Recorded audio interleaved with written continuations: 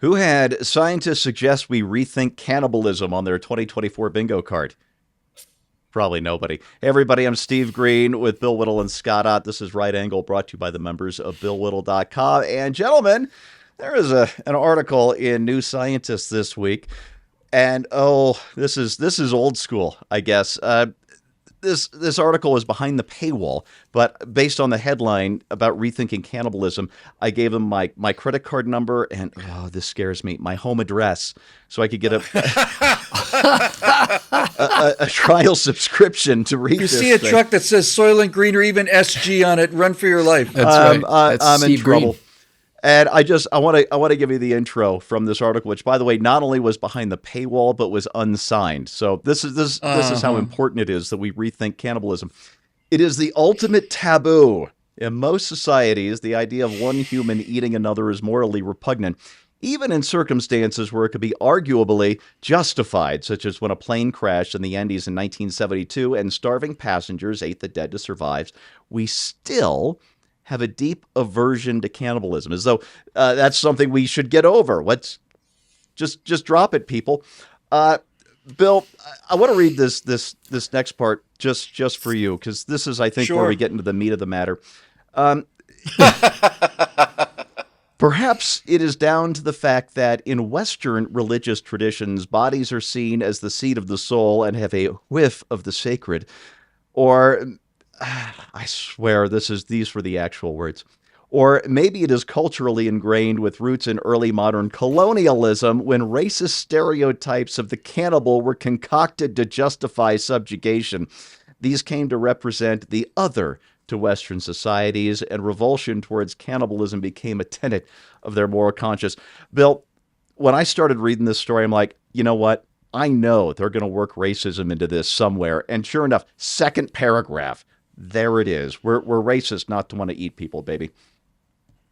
Well, I'll give you a short answer and then a long answer. So here's the short answer to this guy who wrote this. Eat me. Here's the long answer. The human body doesn't, what was it, spiritual whiff or something, did you say? Yep. It's not a spirit. It doesn't give off a spiritual whiff. It gives off a savory aroma. That's the term you're looking for. And a nice melted butter sauce, maybe with a nice Chianti and some fava beans. So just to go to the racism issue first, if I understand correctly, the revulsion against cannibalism was due to the fact that white people don't eat each other and black people do, all of them. And so therefore it was designed to create this difference between us and them, like, oh, there's look at this. We don't eat each other and they do, which would be fine if it were true. But the actual debate has been for many years as to whether or not there were actually any routinely cannibalistic societies of any kind on the earth ever.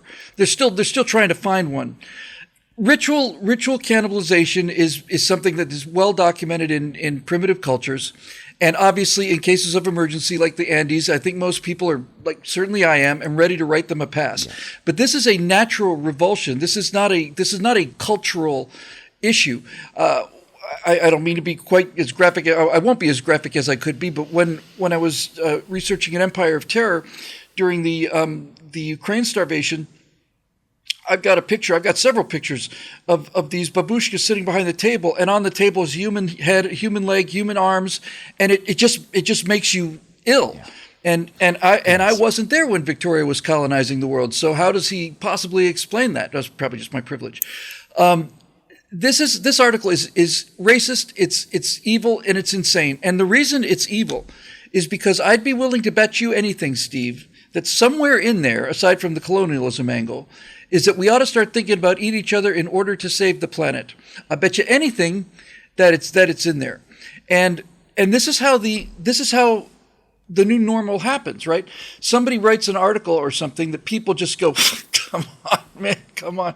And then somebody comments on the article where everybody went, come on. And then the next thing you know, it's a topic of conversation. Then a couple of outliers are trying it. Then people are defending the outliers. Then it becomes kind of a cult thing to do. And the next thing you know, it's the cool thing to do. And the next thing you know, everybody's doing it.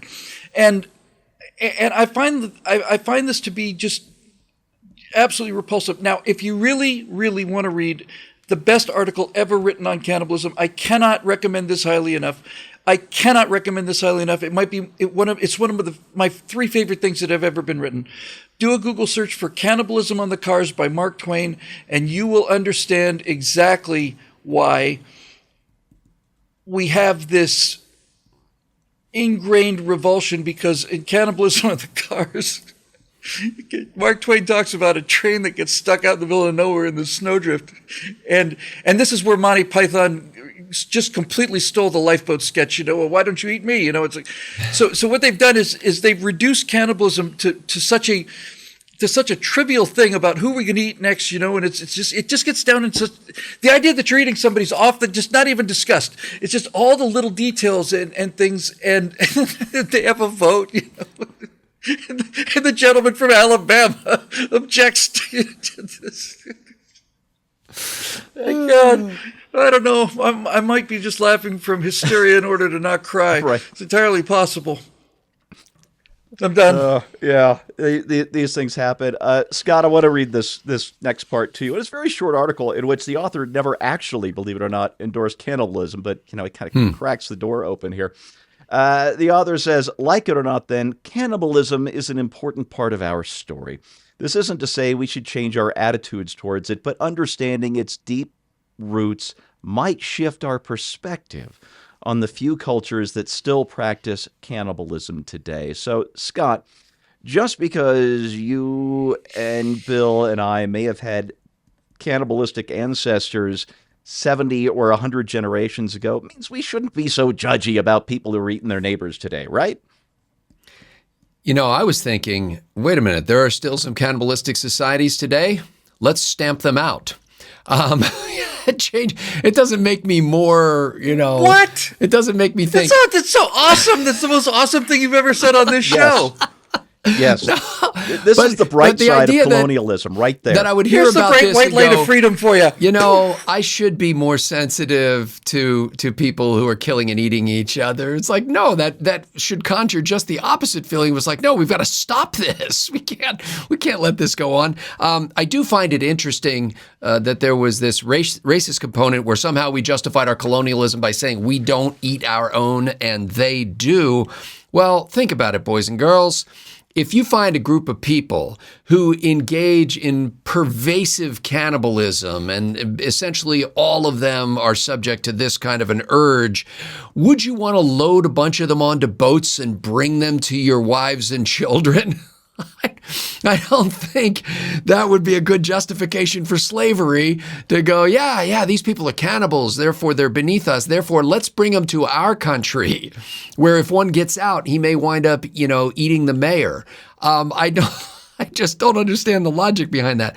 So part of me thinks somebody wrote this as a satire on a par with Jonathan Swift of, this is how we cure the problem of the poor. But and part of it is, hey, what's the most provocative thing that we can write to get people to give us their credit card, as Steve Green was suckered into doing, so that they will read The New Scientist. And then the other part of it is, of course, people like us who then find this obscure article and give it more breathing space so that more people can find out about it. We are the worst. And but I think there's the fundamental problem here is not that we have some sort of culturally bound or this whiff of a soul in humanity. I saw a quote recently, which I can't quote verbatim, that said, we are not physical bodies having a spiritual experience. We are spirits who are having a physical experience. And that's the fundamental belief that drives, my faith, for example, that says, there is a broader plane of existence here that we've only nibbled the crust of in our physical bodies right now. And the idea that we would take something that God designed for good and turn it to evil in any way, including in the consumption one of another, is an offense to the almighty, loving, merciful creator who made this thing for us. And so, I tend to write off the whole thing as something that somebody just wrote to get us wound up. But I don't buy the racist argument, and I don't buy the idea that somehow we shouldn't change our views on this, but it shouldn't enlighten our concept of who we are. To quote That's right. to quote Joe Biden, this is not who we are. Yes, Steve, just real quick, I think the most horrific society that ever lived on Earth by a wide margin were the Aztecs. I mean, I really don't think anybody's come close to them. Yeah. They had, during one ritual, they sacrificed 80,000 people in 5 days, one at a time, with an obsidian blade on the top of their pyramid. They cut their living hearts out, held them up, took a nice bite, kicked the body down the stairs, and people would wear the skins. Now, you can say that those are cultural differences, and you'd be right about that. But if it turns out that we're supposed to be enlightened by these cultural differences, I recommend that this guy like this gets in line with the rest of those 80,000 people going up those stairs, and then enjoys the cultural experience himself, lying on the back of this giant, blood-soaked mound with the guy with an obsidian blade hanging over your chest, just about to enlighten you on your incredible degree of tolerance for alternative societal norms. And you'll find out just how intolerant your body is to obsidian blades. Yes. Yeah. Weird how that works.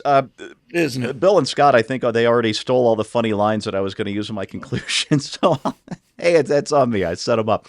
So I'll leave you this. Here's the real reason that we condemn cannibalism and why it's a taboo and why we must always be revulsed by it wherever it exists, because you don't want this stuff going mainstream. Because I guarantee you, if you start getting permissive about cannibalism at all, it is just a short matter of time before rich weirdos are eating babies. And I'm not kidding here at all.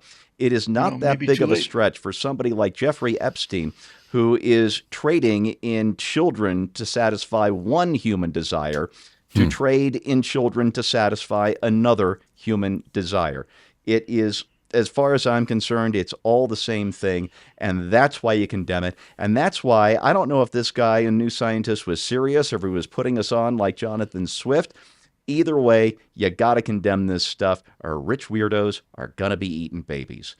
And that's your right angle on that, brought to you by the members of BillWhittle.com. For Bill and Scott, I'm Steve Green. Thanks for watching. We'll see you next time.